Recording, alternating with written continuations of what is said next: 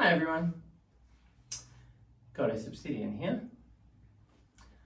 I thought I'd just take some time to talk about spirituality and how it relates to kink, fetish and BDSM. Now, as any service provider would know, there is the sorts of things that we like to do as a service provider, and there's the sorts of things that the clientele wants. And I guess over the past few years, I have found that easily the majority of my clientele likes what I do with my penis. As fetishized as that may be, I'm very happy to provide those services. So most of what I do is topping, basically. There's often some kink elements like bondage involved in a lot of my sessions, but primarily I would say that most of my clientele or subs mainly come to see me because they want to get topped. I'm very much a deeper person than that. I'm a lot more than just my penis. And in fact, the name Obsidian comes from, these are all bits of obsidian I've got here on my little altar here. And obsidian is a type of rock or crystal that comes from lava. Lava obviously comes from volcanoes, and if you get into Christology and the use of crystals for spiritual reasons, you'll know that obsidian is the type of stone that is seen to clear negative energy. In fact, not just negative energy, it's like a clearing of energy. It just negates. It's almost like a cleansing type energy.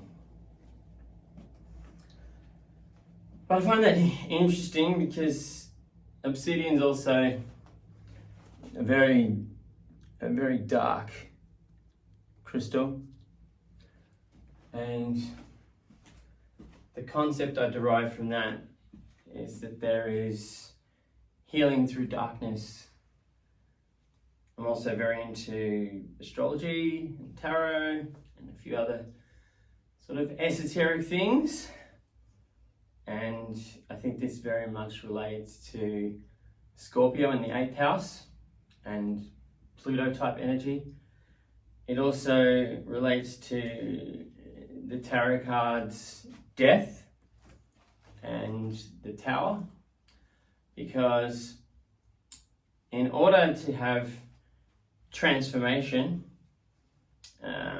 we must have first some kind of destruction, usually. A good analogy to use is the concept that the caterpillar goes into the chrysalis, and the caterpillar is literally destroyed inside the chrysalis before it is reborn as a butterfly. And that's what the Death tarot card is all about. Death is not necessarily a physiological death, but it's also very much something or some aspect coming to an end to make way for a new beginning. And in like a BDSM, way, we, like a sub, will often come into a space to brought down. That can happen in various ways. Purely from, it can happen in a soft way, an aggressive way. Sometimes it can happen through impact play. Sometimes there's bondage involved. Sometimes there's pain. Sometimes there's not pain. But it's generally always some kind of lowering of the ego, of the self. And then when we come out of that space, we rise again. Just like when Osiris was destroyed by his brother Seth, and then Isis put him back together, found all the pieces, except for the 14th one, which was his cock. And then Osiris rose again as Horus, reborn. So, I guess that's the basic premise. There's obviously so many more aspects, and you can go into this topic, into this side of things in a much deeper way. But just thought I'd share that with you, and I think I might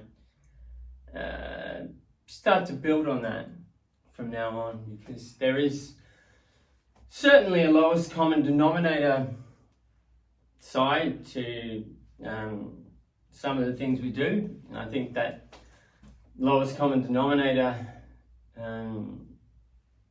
revolves around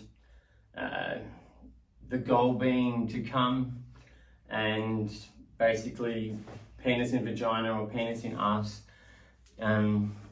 type mentality. But there's definitely a lot of intellectual depth, emotional depth, and spiritual depth that can be garnered from kink fetish and BDSM play.